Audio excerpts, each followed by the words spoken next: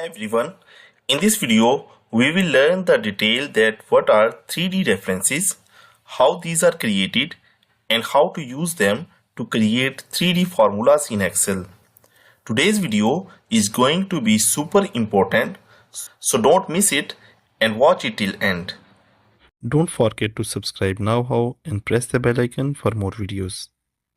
A 3D reference in Excel is a cell reference that includes a sheet name, allowing you to use data from multiple sheets in a single formula. So here in this example, you can see that we have the sales report for different branches of a store. We have the data from January to April, and we wanted to calculate the total sales based on this data provided in different sheets names as January, February, March and April. And from all these sales report, we wanted to generate the total sales as well as the average sale.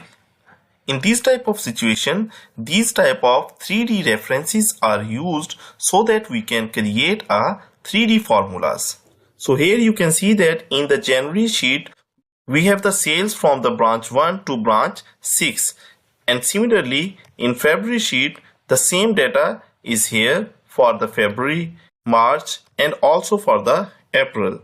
But one thing that we have to consider is that the cell structure or the structure of the data should be same in all these sheets. Like for example, if the branch 1 sales is present in this C6 cell, then for the February the same branch sale should be present in the same C6 cell. So the structure of the data should be same for all the sheets so that we can apply the 3D references.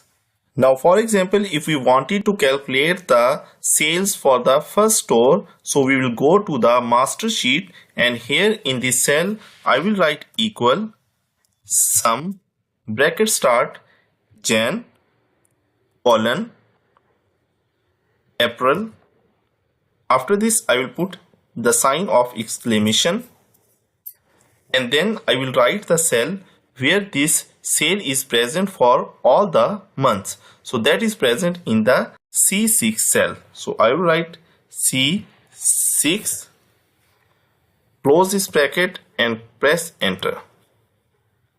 The sales for the branch 1 is calculated. You can see that in January it is 500, then 200, then 50, and then in April it is 239. So if you manually calculate it, it will be $989 for all these months. To calculate the sales for the rest of the month, we don't need to type the formula again. We just use the drag and drop method and we can easily calculate the total sales from all these multiple sheets. Another thing that you have to consider while writing the 3D reference is that, so if the spaces are present in the sheet name, then we have to provide the range in the single quotation that I have written in this formula section. I'm just going to delete this. Another way of writing this formula is that, for example, to write this formula I will write equal sum bracket start, and then I will select the first sheet by clicking it, and then I will press and hold the shift key and select the first cell in which the sales of the branch 1 is present, and then I will go to the last sheet that I want to select. So all the sheets, as you can see in the formula, is automatically selected. I just need to close this bracket and press enter. And to calculate the rest of the sales, again we can use the drag and drop method.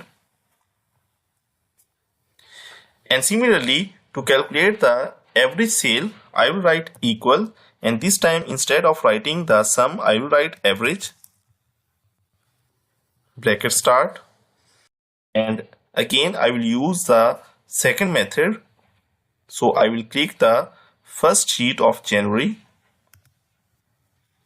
Then I will press and hold the shift key and select the branch 1 cell in the C6 cell, and then I will go to the last sheet by clicking.